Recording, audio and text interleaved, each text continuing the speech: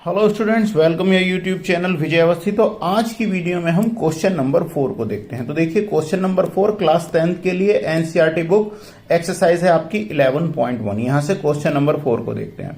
Question number 4 हमसे कह रहा है आधार 8 सेंटीमीटर तथा ऊंचाई 4 सेंटीमीटर का एक समद्विबाहु यानी समद्विबाहु त्रिभुज की रचना करनी है और फिर एक अन्य त्रिभुज की रचना कीजिए जिसकी भुजाएं समद्विबाहु त्रिभुज की संगत भुजाओं के 1/2 गुनी हो। 1/2 गुनी को अगर मैं चेंज करता हूं तो क्या हो जाएगा 3/2। देखो तो 1 2 2 और 1 3 3/2 में ये चेंज हो जाएगा फ्रैक्शन जो है। ठीक है ना। इस मिक्स फ्रैक्शन को हम क्या करेंगे, पहले मैं आपको बताता हूं कि हम इसे चेंज कर देंगे। ठीक है ना। तो देखिए किस टाइप से करने वाले हैं हम इसे। हमें दिया हुआ है 1/2 गुना बनाना है। तो अगर मैं चेंज करूं 2 1 2 और 1 3 यानी कि 3/2 डिवाइड करूंगा तो क्या हो जाएगा 1.5 गुना। समझ गए।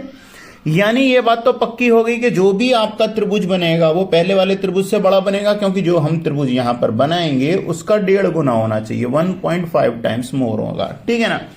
अब सबसे पहले क्या करते हैं, एक रफली डायग्राम बना लेते हैं। रफ डायग्राम में क्या करेंगे, हमसे बोला गया है कि एक त्रिभुज बनाएंगे जिसका आधार क्या है आपका 8 सेंटीमीटर है। 8 सेंटीमीटर इसका आधार मान लेता हूं। इससे इसकी ऊंचाई जो होगी, ऊंचाई हमेशा ध्यान रखिए बीच से लेते हैं। तो एक रफली लेते हैं, एक ऊंचाई मान लेते हैं कि इसकी 4 सेंटीमीटर होगी और समद्विबाहु त्रिभुज होगा तो इन दोनों को हम मिलाएंगे तो क्या हो जाएगा, एक समद्विबाहु त्रिभुज बन जाएगा। दोनों साइड जो हो जाएंगी वो क्या हो जाएंगी, इक्वल बन जाएंगी। ठीक है ना।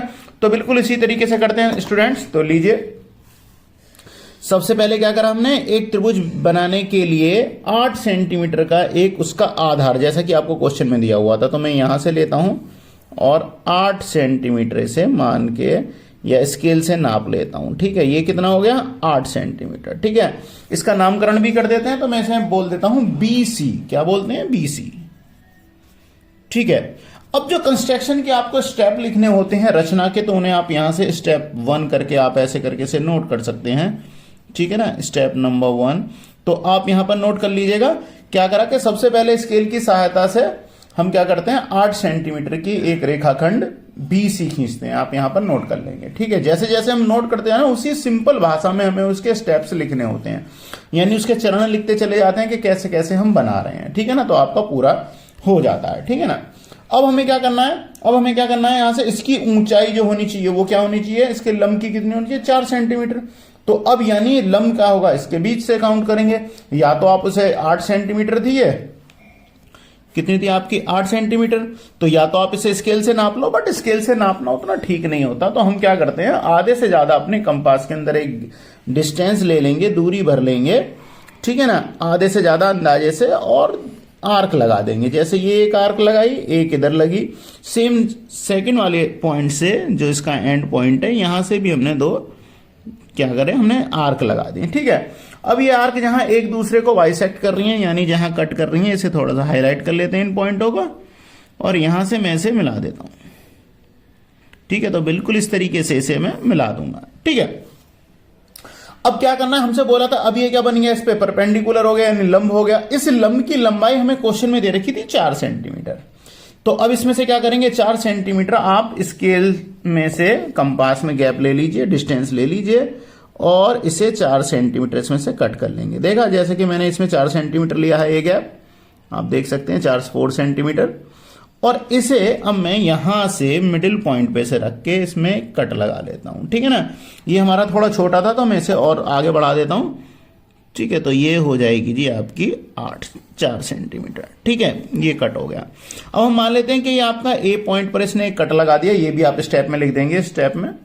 ठीक है ना, नंबर 2 में, कि हमने इसे बाइसेक्ट करा, लंब करा, उसकी 4 सेंटीमीटर लंबाई ली और ए को बी से और सी से मिला दिया। ठीक है ना। नेक्स्ट स्टेप में दो, ए को हमने बी और सी से मिला दिया। तो मैं इसे मिला देता हूं। तो जैसे जैसे आप इसे बनाते जा रहे हो वैसे वैसे आप बस इसे नोट करते जाएंगे। ठीक है ना।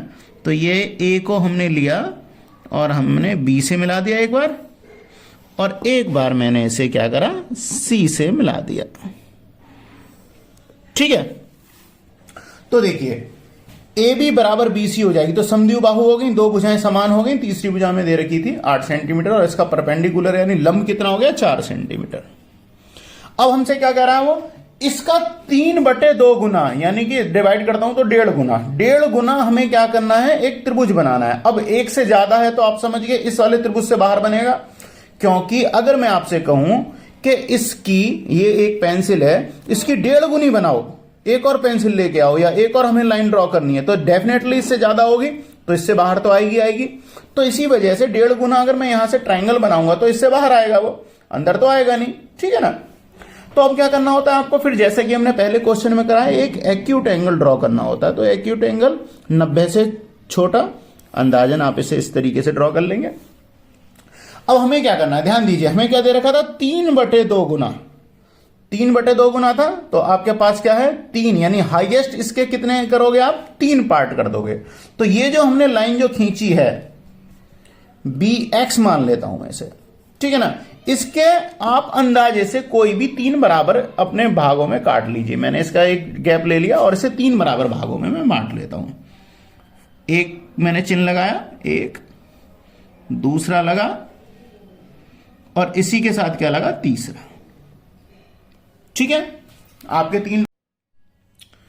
तो देखिए, जैसा कि हमें फ्रैक्शन में दिया हुआ है 3/2, तो हमने अभी क्या करा, हमने हाईएस्ट नंबर क्या है, यहां पर 3 है, तो हमने अपने BX जो हमने खींची थी, इसके हमने 3 इक्वल पार्टों में डिवाइड कर लिया, यानी इक्वली हमने 3 पार्ट इसमें से बना लिए हैं। अब इन्हें हम नाम दे देते हैं, B था तो मैं इसे दे देता हूं फर्स्ट वाले को B1, ये हो गया आपका B2, और ये हो गया B3, ठीक है। अब अगर हमें ज्यादा दिए हुए होते तो हम और भी आगे से ड्रॉ कर सकते थे, इसके पार्ट्स बना सकते थे।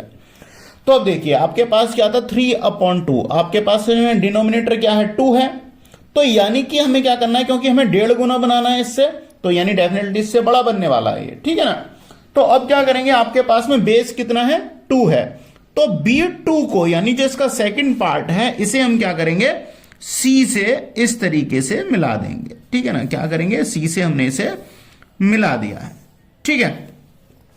अब हमें करना क्या है, अब हमें यहां से देखना है कि C के और इसके बीच में कितने एंगल है, इन दोनों के बीच में कितने डिग्री का एंगल है। वही सेम एंगल हमें जो न्यूमरेटर में जो है, यानी अंश जो है 3, यानी इसके B3 थर्ड पार्ट पर भी इतने डिग्री का ही हमें एंगल ड्रॉ करना है, ठीक है। तो सबसे पहले से नापने के लिए हम क्या करेंगे कि B2 पर कितने डिग्री का एंगल है, हम कोई भी एक छोटा डिस्टेंस ले लेते हैं अपने कंपास में, और यहां से एक आर्क लगाएंगे, ठीक है ना। मैंने इस तरीके से एक ये आर्क मैंने बना दिया, और सेम यही डिस्टेंस, अब हमें डिस्टेंस को कम या ज्यादा बिल्कुल नहीं करना है, अपने जो B3 थर्ड जो पॉइंट है, B3 से भी क्या करेंगे, सेम इतने ही गैप को लेते हुए एक क्या करेंगे, आर्क लगा देंगे, ठीक है ना। आप जैसे जैसे हम करते जा रहे हैं वैसे वैसे आप स्टेप में लिखते जाएंगे, ये आपके कंस्ट्रक्शन की रचना हो जाएगी। अब हमें क्या करना है, अब हम देखते हैं कि इसका ये चाप की जो आपने आर्क जो लगाई है, इसकी लंबाई कितनी है। सेम यहां से लेंगे और मैं इस चाप को नाप लेता हूं, तो देखो इस चाप की लंबाई हमें ये मिली है, देखा, हमने इस चाप को नापा, ये बिल्कुल इतना है।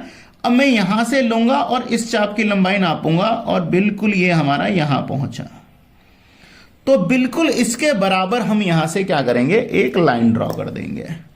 B से लिया और ये यहां पर इस डिग्री इतने ही बराबर का हमने क्या करा, इतने ही बराबर का, इसे कोण बनाना कहते हैं, कोण के बराबर समरूप कोण बनाना, ठीक है ना। तो यहां से एक मैंने कोण बनाया और ये आगे तक मैंने इसे लाइन को बढ़ा दिया इस तरीके से, ठीक है। अब हमें इसी के साथ क्या करना पड़ेगा, हमें BC को भी बढ़ाना पड़ेगा, तो मैं BC को भी बढ़ा देता हूं। तो BC जो हमने यहां तक ली थी, इसे भी आगे बढ़ा देता हूं, ठीक है, और इसे भी और थोड़ा बढ़ाना पड़ेगा, ठीक है।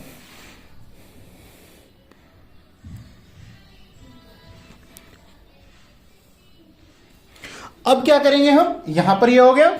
अब हमें क्या करना है, C से A के लिए जो ये जो एंगल बनना है, हमें इसे भी नापना है कि कितने डिग्री का है, और सेम यही एंगल हमें क्या बनाना है, यहां ये दोनों जो एक दूसरे को बाइसेक्ट कर रहे हैं, C था, मैं इसे मान लेता हूं C1 या C' पॉइंट पर भी हमें ये जो C का जो एंगल बनना है, इसके ही समरूप यानी इक्वल एंगल ड्रॉ करना है।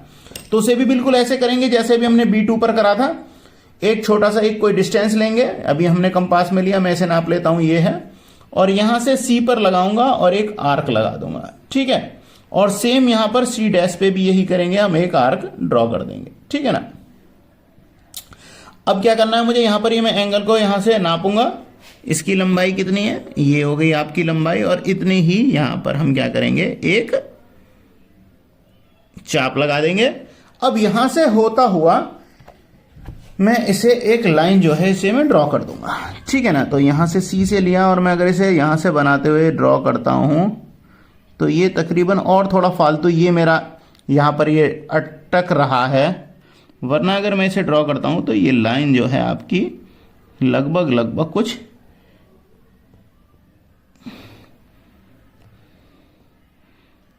इस तरह से होती हुई जाएगी, ठीक है ना। और ये आगे अगर मैं बढ़ाऊंगा तो मेरा यहां पर पेज खत्म हो गया है, ये आगे कुछ इस तरीके से चली जाएगी, ठीक है ना। तो देखिए अब क्या करेंगे, हम यहां से इसे भी आगे बढ़ा देंगे। तो अब आप देख रहे हैं मेरे साथ में एक प्रॉब्लम आ गई है कि मेरा यहां पर पेज जो है, यहां पर स्क्वायरल बाइंडिंग जो है ये अटक रही है। तो फिर भी मैं इसे थोड़ा सा इस तरीके से इसे खड़ा करके मैं लाइन को ड्रॉ कर देता हूं, ठीक है ना। तो देखिए अब हम क्या करेंगे, इसे इस तरीके से मैं लाइन को ड्रॉ कर दूंगा। तो अब क्या करा मैंने, ए को आगे बढ़ाया और यहां से अगर मैं इसे ड्रॉ करता हूं तो सी से इसे अगर मैं ड्रॉ करूंगा तो इसे भी मैंने आगे बढ़ा दूंगा, और ये आगे जाने के बाद में ये कुछ इसे यहां पर क्रॉस करेगा, ठीक है ना। ये यहां पर इसे कैंसिल करेगा इस पॉइंट पर, ठीक है। तो बिल्कुल इसी तरीके से अब आपने जैसे जैसे ये बनाया है, जैसा ये इसका समरूप जो बनाता हमारा त्रिभुज जो था, ठीक है, ये हमारा यहां तक आगे तक चला गया। अब इसके साथ हमें क्या करना होगा, सबसे पहले हम क्या करेंगे, अब मुझे ये जो ए सी जो थी इसे भी मैं अगर आगे मिलाऊंगा तो ये मुझे आगे बाइसेक्ट करना पड़ेगा। मैं सी से लेके ए बी से, और ये एक दूसरे पे थोड़ा सा लाइन नहीं ड्रॉ हो पाएगी, ए से लेके इसके बिल्कुल इक्विलेटरल जो है मैं यहां से लाइन ड्रॉ कर दूंगा, ठीक है ना। तो अब जैसा कि मेरा ये ए बी ये जो ट्राइंगल बना है, ये थोड़ा सा खड़ा करने पे ये ऐसा हो गया है, ये ए डैश पर, तो ये जो आपका ट्राइंगल ए बी सी है इसी का समरूप जो बन जाएगा A1B C1 जो है आपका ट्राइंगल वो ड्रॉ हो जाएगा, ठीक है ना। तो हमें कुछ इस टाइप से करना होता है, ये हमारा रफ वर्क था तो हम इसे रफ कर देंगे, ठीक है ना। हमें इसे आगे बढ़ाना है और यहां से A1 पर या ए डैश पर ये इसे कैंसिल आउट करता है, ठीक है। तो इस तरीके से हमारे ट्राइंगल की रचना हो जाएगी और हम इसे स्टेप बाय स्टेप इस तरीके से नोट कर देंगे, ठीक है। तो स्टूडेंट मिलते हैं नेक्स्ट वीडियो में नेक्स्ट क्वेश्चन के साथ, बाय बाय।